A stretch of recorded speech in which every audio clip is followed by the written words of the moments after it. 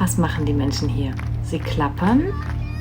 Klappern ist das Geräusch, wenn zwei harte Objekte gegeneinander schlagen.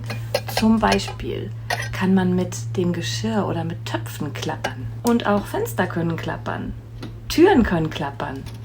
Die Jalousien können klappern. Man kann sogar mit den Zähnen klappern. Aber die Menschen hier, die klatschen. Sie klatschen. Das Verb für Applaus ist applaudieren oder klatschen.